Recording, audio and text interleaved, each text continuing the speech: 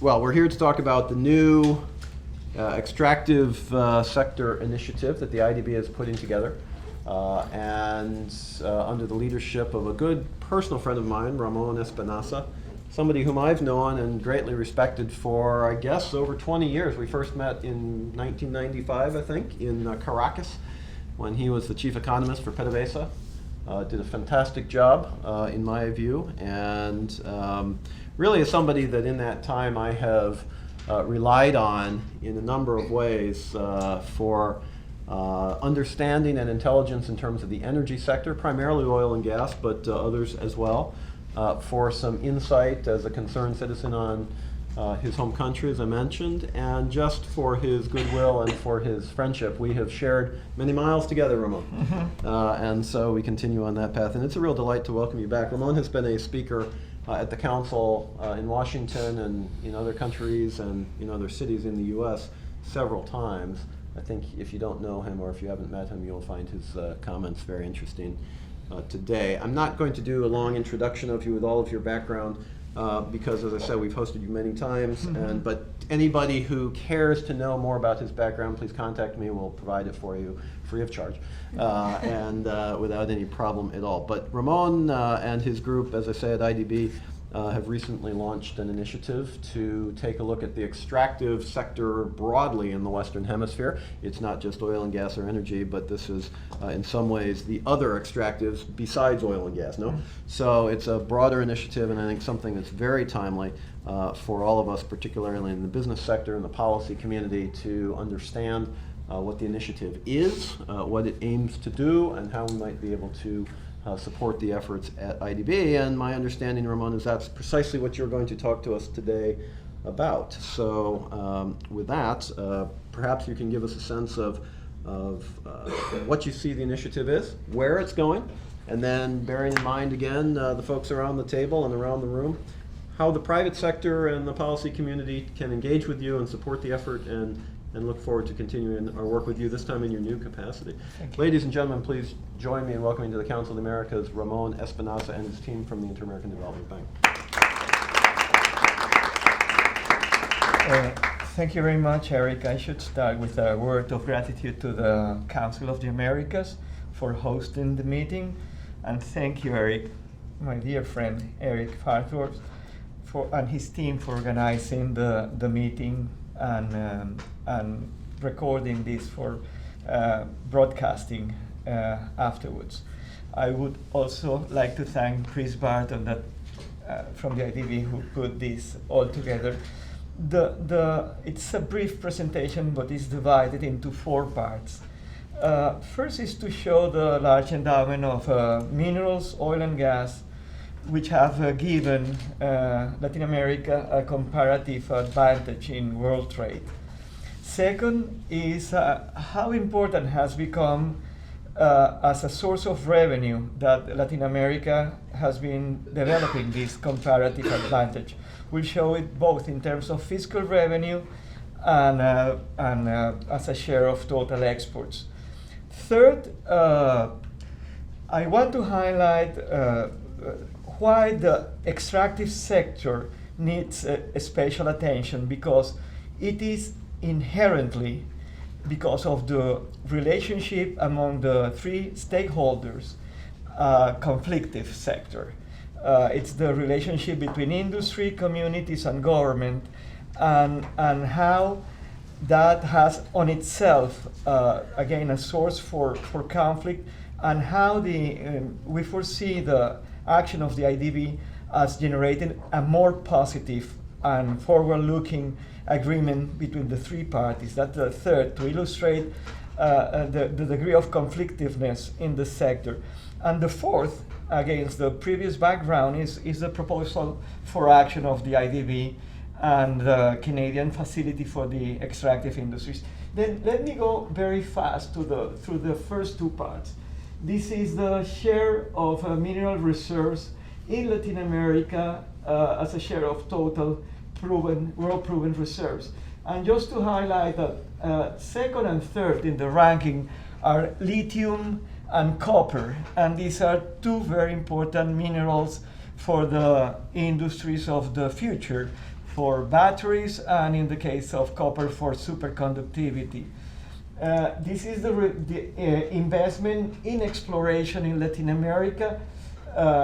The shape follows the prices, but roughly 1/3 of worldwide exploration, expenditure in mineral, oil and gas exploration goes to Latin America. Out of a total of 330 millions in 2016, roughly 110 came to Latin America.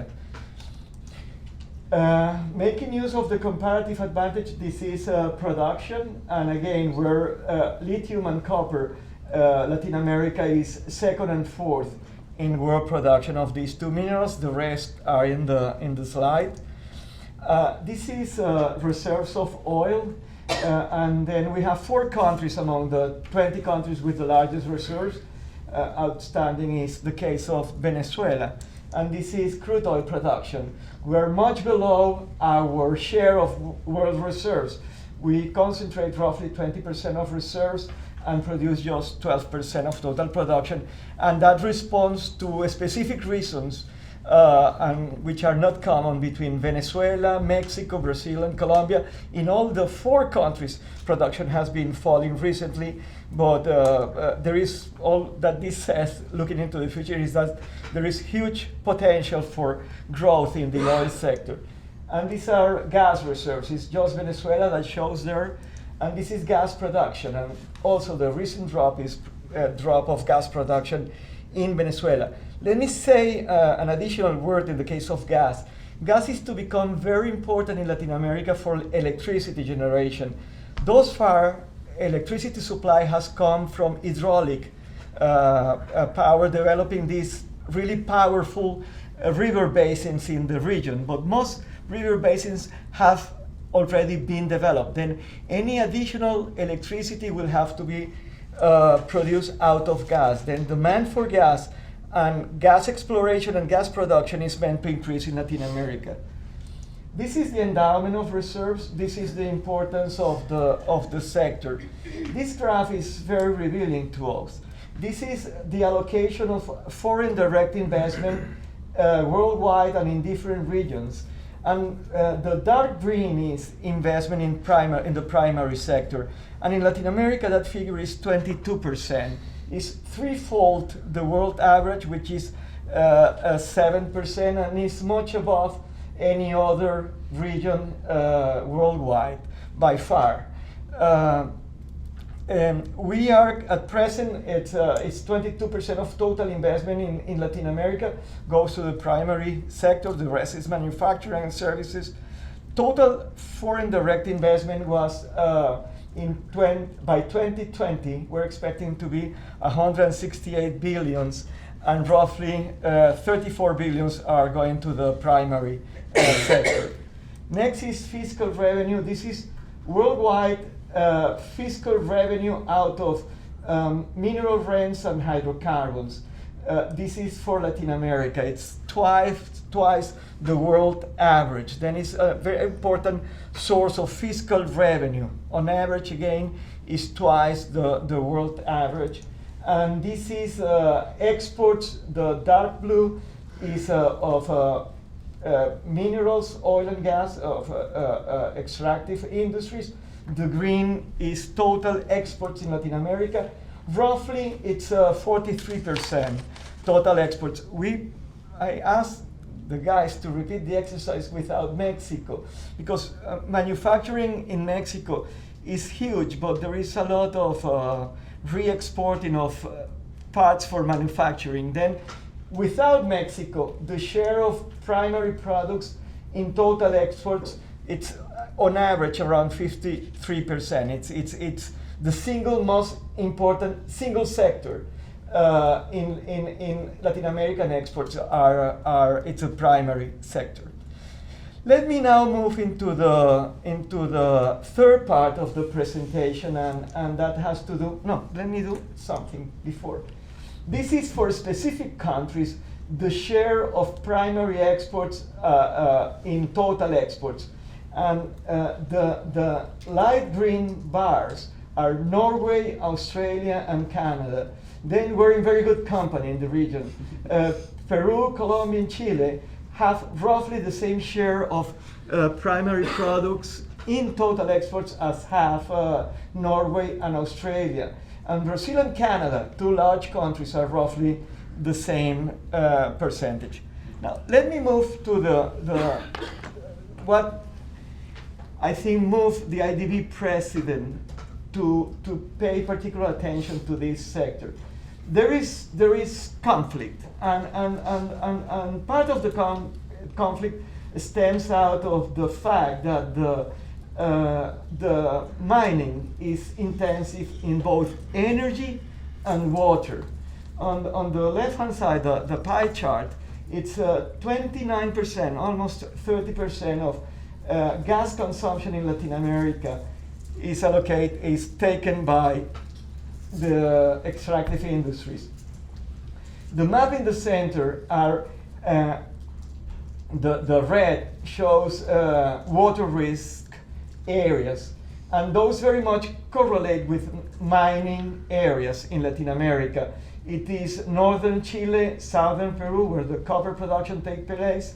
Then it is the Patagonia in Argentina, and the highlands in the northwest Argentina, North Chile, and South Bolivia, where the lithium reserves are located. Then there is conflict because of the access to water, and what they call the nexus, the relationship between water, agriculture, mining, and energy. And then it's not a coincidence. It has to do with geology, where there are large endowments of minerals. There is a scarcity of water, and that has led, among other things or other reasons, to a map of a very conflictive region in terms of mining activity or extractive activities. 300 conflicts in the last decade.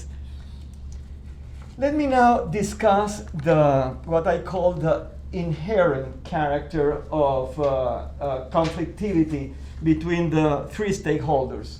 And this is key to us. It is industry, civil society, and government. The relation between government and industry is tense because of the distribution of rents. Okay, there is a rent, prices are well above production costs. There is a surplus there that needs to be distributed between the owner of the natural resource and the producer, between government and industry, and that's a source of tension between the two parties. The second is between industry and what we call civil society, because of the disruptive character of the extractive activity in the surrounding communities that have been there for in many cases in pre-Columbian times. And then there is a relationship, and then that makes for a tense relationship between industry and civil society. And finally, there is a tension between civil society and government, because government is not present in faraway mining locations. In Latin America, you seldom see government outside the big cities. And then civil communities feel left alone by government. Then there is source of conflict. And again, now I will move into the IDB coming into the sector, and what we think could be our role to create an environment for a positive environment for investment in extractives in Latin America. We got a mandate from the president of the bank, Luis Alberto Moreno, to prepare what we called a proposal for action into extractives in January 2014. And what we thought was the best way to proceed was to open a consultation process with industry, civil society, and governments, and we would listen their answer to a question, what they thought should be the role of the IDB into the sector. And surprisingly enough, at least to me, there was huge commonality on what each sector thought the role should be. We met with industry, a large gathering at the IDB here in Washington. We had 18 large mining and oil and gas companies operating in Latin America. In September 2014, we had a large meeting with civil society in Lima. Lima is somehow the epicenter of mining activity in Latin America. We met with 14 NGOs that have active work in the extractive sector in Latin America. We had NGOs from Peru, Chile, Argentina, and Bolivia. And then we met with governments in Bogota in January 2015. And what we got from there, we producing a document, which is a public document, on the roles the IDB should play. Okay. The first one is that we could play a role as a first and foremost as a goodwill broker. We have a reputation after almost 60 years of existence. We have a presence, an office in 26 Latin American and Caribbean countries, and we have one of our assets, of the bank assets, is its reputation. We have, as an institution, the capacity to convene the parties and develop a common view. We see ourselves as helping development of multi-stakeholder platforms at three different levels: at the mine level, at the regional level within the country, and at the national level. And I'll give concrete examples of this. And we see ourselves as being able to join efforts in a win-win strategy, and that implies what we call developing a new narrative for the extractive industries in Latin America. We are very much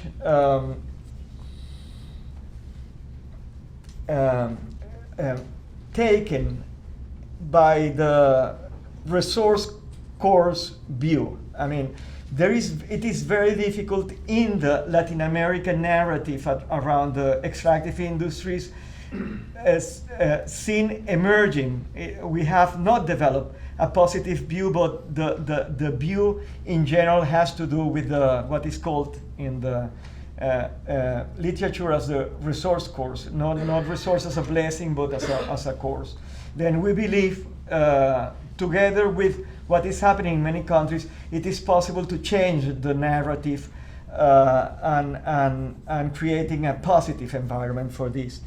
The second role the three stakeholders saw for the IDB is developing a long-term vision. This was particular demand from the communities, in the sense that the governments have a very short-term vision dominated by the short-term political cycles. Instead, communities and industry are there for the long haul. Then communities want to know more about the sector and have a longer-term view and understand better. They want knowledge. They want public knowledge around in regards to the specific mining activity in their territories, but for the country as a whole. The IDB, in terms of knowledge, may help for developing a strategic view, and we can measure impacts and risks. And the third role is a partner for responsible investment in terms of developing value chain, creating value, and diversifying from the and allow for economic diversification, but not in industries away from the sector where we have a comparative advantage, but spillovers from those specific sectors into more diverse industries. And there are specific examples of this. Then, and in the bottom, it says that we believe there is plenty of opportunities to promote long-term resource-based growth and development. Out of that proposal for action, we're working already at present in 4 pillars. The first is in the capacity building. We have been active in different countries, starting with Peru, in promoting EITI. In the case of Colombia, we have already developed, and it is online, what we call a mapa regalias, is the map, the regional map for what has been done with the royalty payments in Colombia. And at present, also in the case of Colombia, we are disbursing a $30 million loan to the government of Colombia to strengthen their mining regulatory agency. In innovation and technology, we have a team within the bank that works on these areas and are studying value chains in both Chile and Peru. And a role model for this pillar would be what they do in Chile around Fundación Alta Ley. Engagement is all that has to do with developing multi-stakeholder platforms. And a role model for this would be Valor Minero in Chile, but we have already a similar experience in Colombia that we are supporting called El GDIAM, GDIAM in Colombia. And we're exploring for developing these sort of multi-stakeholder platforms in Peru at this moment. And the last pillar is that has to do with the sustainability of the mining activities. Clean technologies, we have a loan for solar, this huge project in Atacama in Chile. It's partly financed by the private sector at the IDB to develop solar energy. We have a TC working on gender equality issues and community development. To start implementing the initiative, we got a grant just a year ago from the government of Canada for 20 million Canadian dollars. And that trust fund, it's circumscribed, delineated to work in Peru, Colombia, and Dominican Republic. It's the 3 countries we're working on at this moment. And we're implementing 7 what we call technical cooperations. These are regional knowledge goods on comparing fiscal issues, then transparency, value added, institutional framework, gender, social, and social impact and knowledge. And the last slide for the presentation is the way forward. We want to develop, developing a regional strategic vision for the extractive activities in Latin America with a positive narrative. And we believe this is possible. Build and solidify partnerships with communities, industries, and governments, and enhance the effectiveness of multi-stakeholder dialogue platforms in Latin America and the Caribbean. And that is, and I thank you, Eric, for giving us the chance to present this. Well, thank you for coming over and presenting it. And may I ask for the question and answer period, would it make more sense for Ramon to migrate back to the middle of the table or perhaps to the end here, or do you care? I don't think anybody terribly cares. So let's leave him where he is. I'll try to back away. So that No, stay there because you will answer the difficult question. Well, I hope not. But what a great, first of all, initiative. Congratulations. But also, I think you described it and explained it very, very well. So thank you for that. Speaking as a layperson who doesn't understand the mining and extractive sector very well, you made it very understandable to people like me. So I appreciate that very much.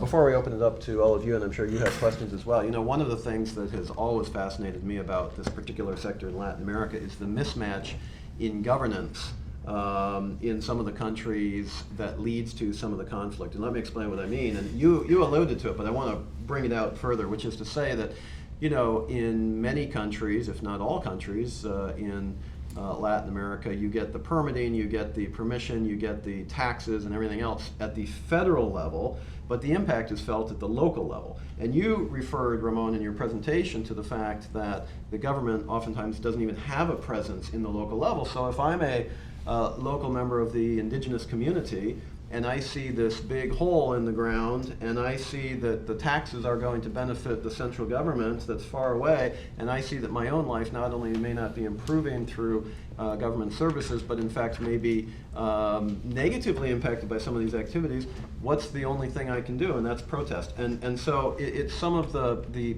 just structural issues here that can be difficult in some countries. And so I would simply ask you, from the IDB perspective, how do you see some of those issues, and are there things that can be done to maybe bring the costs and the benefits closer to where they are actually being both paid and also perhaps felt?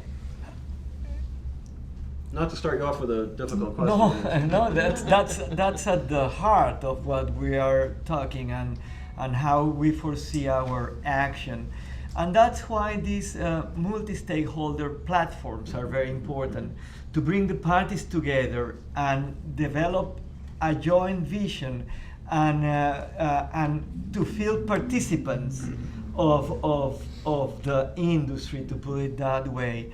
Then you need to generate agreement at the mine level, but also at the national level. And again, we have good experiences or positive experiences in Latin America. And again, I will allude at the country that perhaps has more experience in doing this is Chile. And they have it's a public-private partnership, but it's essentially a private partnership called Valor Minero.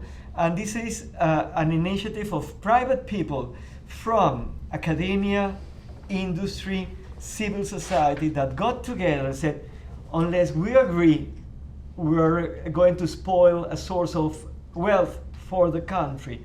And they began developing, following a specific methodology, a common view around these activities.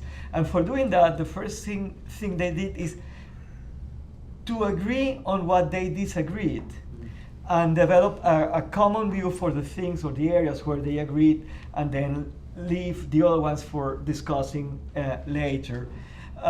This is being replicated in Colombia.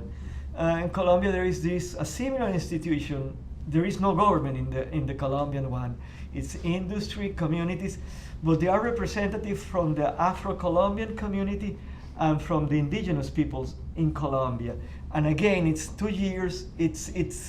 These multi-stakeholder platforms take time to develop, but they are very solid, you see, and in Colombia they are working in that regard.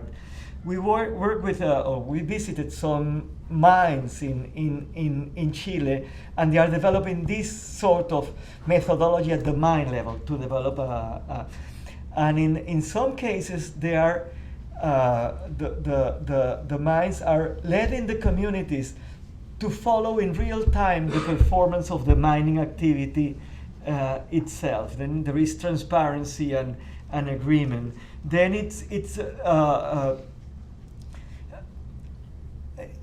up to few years ago, it was confrontation, it was war, and these were enclaves isolated from the surrounding areas with barracks and machine guns. This is a different, and Latin America is moving in that direction. And what we very much have in mind is that very well-developed countries live out of primary sector exports, and they don't feel ashamed of that. Mm-hmm. The first export of Finland is wood, and the second export of Finland is wood timber, timber processing machinery, and the third is Nokia, that it was born as a spin-off from a timber-producing industry that developed this communication system with forests that were far away. Then, what is Australia or Canada or Sweden, for that matter, both or Norway, as both exporters of primary commodities? Then we need. I mean, it's not easy.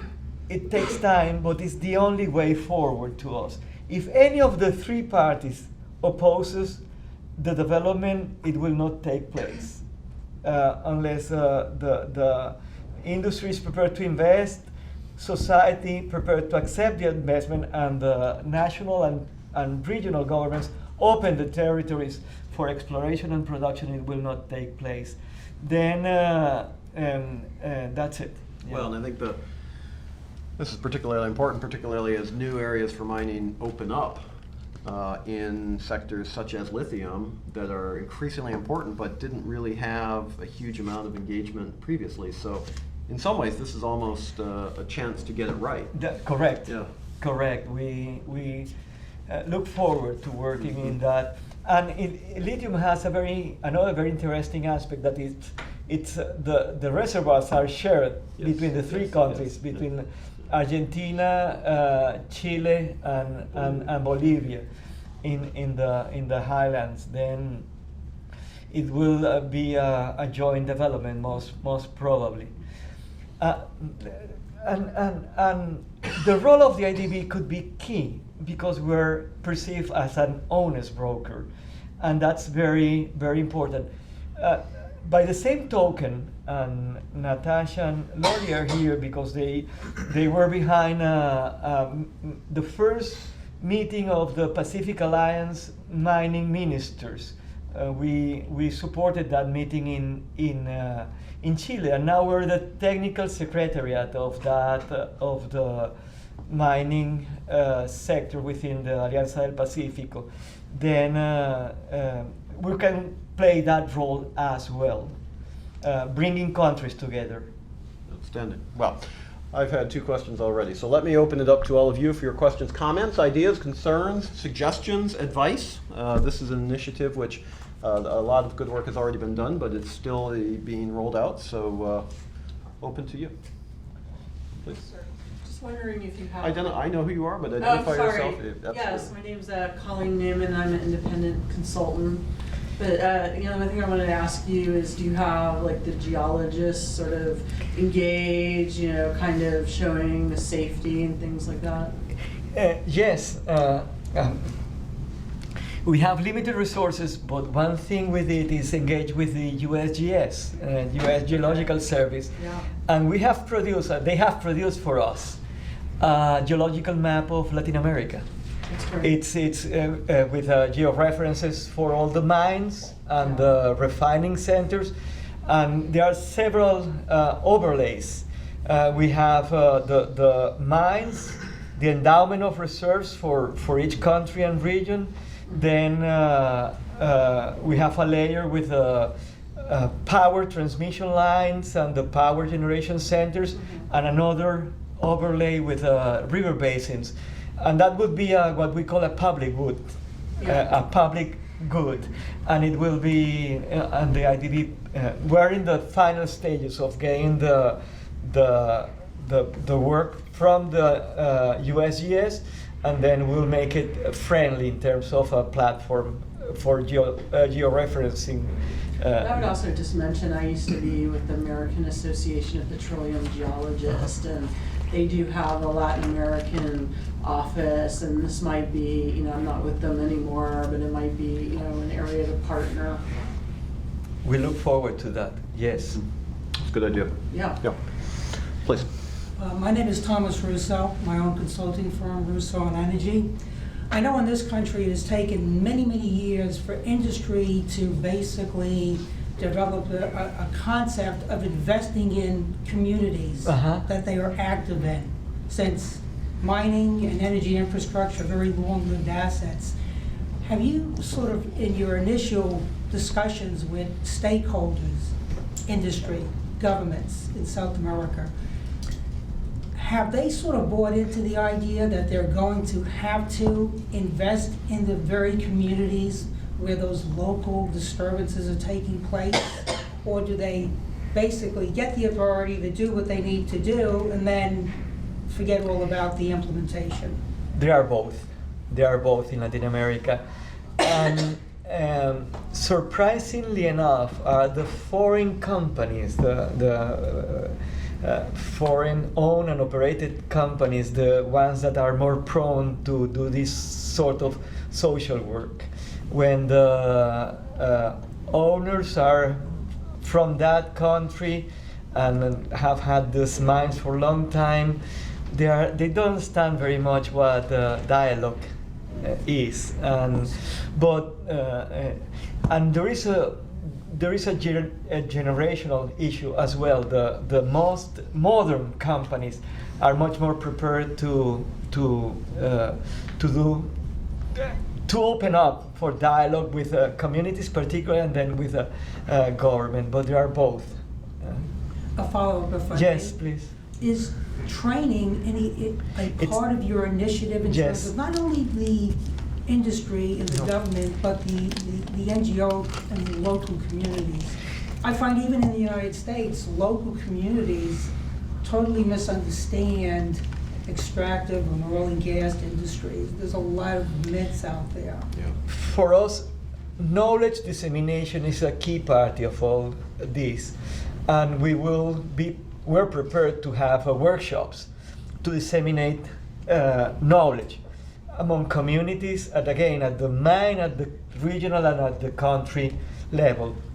On the other hand, we have programs for training regulators at a more formal level. And in that regard, the relationship with Canada is important because they have a number of institutions that work on that. Actually, one of it, and the colleague that is carrying that is not here. We're missing Carlos. But we're in the final stages of a technical cooperation for training regulators. And we have 4 institutions related to universities that are the shortlisted. Are 2 universities in the province of Alberta in Canada. It's the University of Calgary, and I think it is Edmond. It's Calgary and Alberta. And then 2 in the state of Texas is Houston and it's the University of Texas at Houston and the one at Austin. Thank you very much. Thank you. There is a person in this table that knows much more about this than any of us, at least the IDB people. He worked at the IDB for many, many years, and that is Walter Arensberg. And I will ask you for your views on this, Walter. I mean, you have the experience that none of us has. You're being very kind, but I think yours far surpasses mine. I'd just make one observation with relation to your question, which is that a lot of companies realized long ago that they're going to get blocked if they didn't relate to the community. And in the case of the local ones, they tried to tough it out, and some have and some haven't. In the case of international companies and multinationals, they've not only gotten pressure from the local level, but they've gotten pressure from stockholders, from the World Bank, from IFC standards, from Equator Principal banks.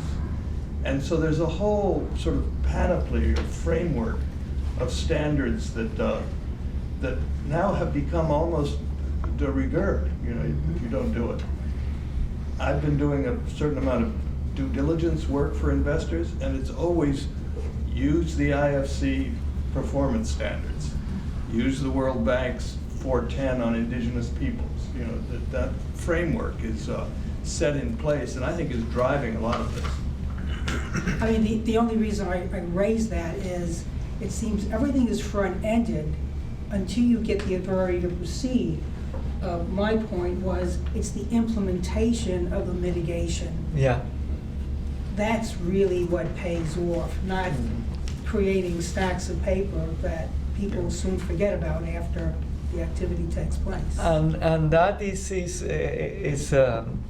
it's harder to do it, but it's the only way to do it. It's not a quick fix, but you have to engage in this process of dialogue, and that's why knowledge is so important for us, to understand costs, and then out of cost and prices, rents, and how that can be distributed. And paradoxically enough, the more you know, the easier it is to carry it forward. And what Walter just said on the pressure on the constituent parties of the foreign companies in their home countries is very important. And I was interested to see the three countries that you all have selected to work in first. If I'm not wrong, Peru, Colombia, and Dominican Republic. No, was there must have been a specific rationale for choosing those three countries? yes, when I proposed to work in Chile, Peru, and Colombia. Uh-huh. Those were the Yeah. easy ones, but they took out Chile. It was too easy, and then they moved us to Dominican You're Republic. gonna earn your money, Ramon. Yes. Nothing easy. And the three are very different because of the type of mining. Mhm. Colombia is completely different from Peru, and Dominican Republic. That I thought it was just beaches, merengue, and Papi. What's his name? The Boston player, Reds. is Yeah, it? the baseball players. Big Papi. But Big Papi. But no, there are two large gold mines owned by Barrick. Yes. And we talked to the vice president for Barrick, vice president for world operations, and they said that perhaps the best mine they have in terms of community relationship are the mines in Dominican Republic. And the reason why we're working and we're allocating the bulk of our effort is they are creating the ministry at this moment in Dominican Republic. They didn't have a ministry of energy and mines, and it's being created now, and we're working with them in developing the basic institutionality at the ministry, and they want to get into the EITI, which is really a powerful tool in terms of making the whole process very transparent, and you adhere to those rules. And then, yes, that's why Dominican Republic is there. They have gold. Yeah. Very good. Other questions, comments, ideas, thoughts, disagreements? Yeah, sure. Naki. Naki Mendoza, I'm with the Council of the Americas. Thank you, Ramon, for your presentation, wonderful presentation, and great initiative that you're working on. You had mentioned the generational issue of companies and their willingness to open up and engage. I thought that was an interesting point.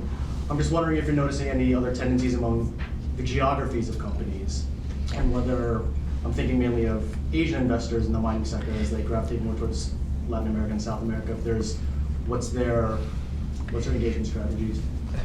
That is true. It's different. It depends on the origin of the company itself.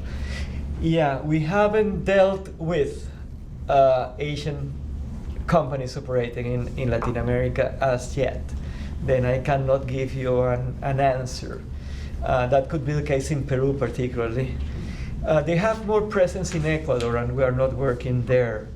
But we haven't had the opportunity to engage with them as yet, and I cannot give you an answer. Yes, please. To the answer, at least with the Chinese, it varies. We've had a client in Peru for a huge resettlement of about 2,000 people that was excellent, just fabulous. You know, they worked, you know, they did very best practice. There are other companies that from Asia, but in this case China, that we won't even work with because they're not ignorant of it. They're so disdainful of good practice. Mm-hmm. So it varies, and you know you've got to be careful with it. Have you noticed any changes in terms of the presence of social media in amplifying some of these issues and making them more complicated? Yes, Mhm. it is. No, yes, but it makes it more complicated, but no, it also helps in terms of you can disseminate what you want through the social media. And do you have, as part of the initiative that you're working on, is that part of the structure? Or That's the responsibility of the Mhm. person to your right, Natasha Nunes. Yes, so it's certainly something that we'll be looking at. The initiative itself is still in an initial phase of implementation, but obviously we understand and the power or the capacity to influence that social media is having. It's a very tricky issue, as you know, so we have to be very cautious as well. Yep. Yep. But transparency is key for us, Okay. and making everything we do and we prepare in terms of knowledge public. Well, yep, Chris, and then we got 1 and 2, and I think unless, yep, I got it, and unless there's a third, we'll call it after those 2. Right, go ahead. How do you expect to have this influence the informal mining sector? Because I mean, we're dealing Yes. with the best actors, basically. Yes. How do you have a ripple effect like this?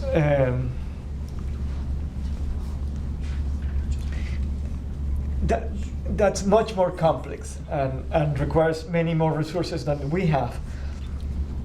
But in countries such as Colombia, it is unavoidable. I mean, working with informal, and they have different categories. They have ancestral mining, informal mining, illegal mining, criminal mining. They differentiate all those. And then our work in Colombia, part of it will be dealing with 5 communities that want to change from illegal gold mining with mercury into different technologies that do not contaminate as much as that. Then at a very small scale, we will move into the informal mining. In that regard, a number of countries have are active in there. One of those countries is the country of Switzerland, because 2/3 of the gold of the world gold ends up in Switzerland. Then they want to see how they make it cleaner or more legal. Then eventually we'll move as we get more resources, we'll move into illegal mining. But Colombia, you cannot avoid it, or northern Peru, the jungle. I mean, you have to move into that. Yes, it's correct. But it's much more complex. Well, I'm fascinated to hear is that 2/3 of the world's gold is in Switzerland, so that's... Yeah. Last question, please. Go ahead. Yeah, I had a question related to the informal sector. So I work at the Department of Labor, and we focus on informal mining. Yes. We have a project, the department is funding a project in Colombia that focus on specific gold mining areas in Antioquia. And Yes. also USAID is funding the project and the focus on the mine formalization. So, yeah, exactly. So one of the things that then I wanted to know is whether you are envisioning having some sort of engagement with different initiatives, Yes. and not only in Colombia but also in other countries, because I'm thinking about it in the case of Peru. Good. too. We have to coordinate, but the 3 of the 5 municipalities we're going to work on are in Antioquia. And in fact, in Colombia, we'll be working with a formal gold mine, called Iburitica is the name of the municipality. Then we can coordinate our efforts. That's good to know. Thank you. Sure. Yep, go ahead. Thank you, Ramon, again for the presentation. My name is Fernando Rodriguez. I work for the OE in the Office of American Affairs. So I was thinking, well, I mean, the idea that you have with your project sounds very good, but I think that Latin America already exports a lot of commodities. Yes. This will be another way of exporting commodities in maybe in a cleaner, more transparent way. Yes. But what about exporting, using those commodities and adding some value to it to export Yes. products, not Yes. just commodities? Agree. Because I feel like maybe you're selling gold to Switzerland, but then you're gonna buy the rings from somebody else. Yes. So why not building the rings in Peru or? No, and cables in we're, Chile? I agree, Others in and Bolivia. and again, Chile is the role model. They are very actively developing the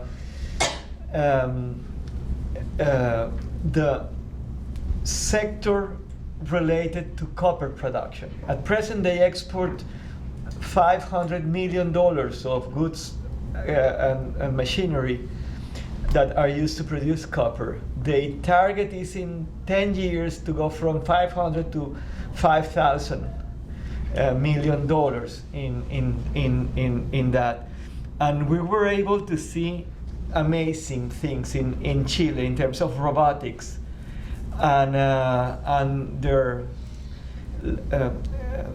long-term positive view is that all mining activities could be robotized, particularly since mining is moving south, and the largest reserves of copper in Chile are in the mountains just behind Santiago. and they have to develop that, but that's a very delicate area by definition to work on. And our point and my vision, and I worked very much on this when I was the chief economist at PDVSA, and we developed an electronics industry in our operations in Venezuela,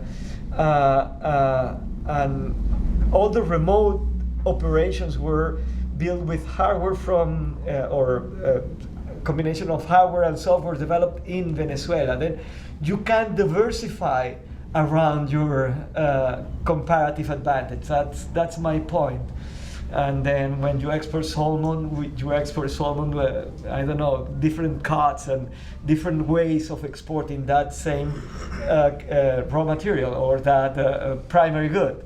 Or wood is the same, or timber transform into, I don't know, I hope we have one IKEA from Latin America at some point. That's one way of exporting the Swedish forest.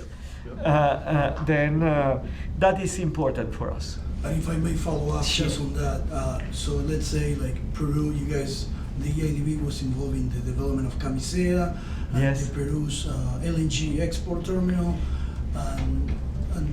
but I'm sure Peru is still importing,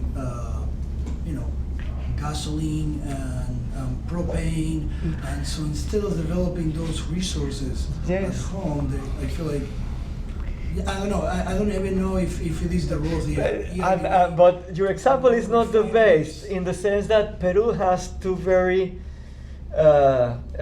good refineries. One in La Pampilla, north of, that's the one you see when you are landing at the airport in Lima, when you come from the north, and Tarija in the north.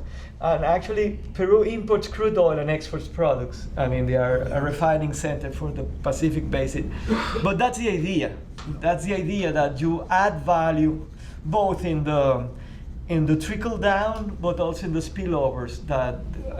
And Latin America as a whole is at that stage of development that they can give that quantum leap into becoming, in adding ever more value to our raw materials.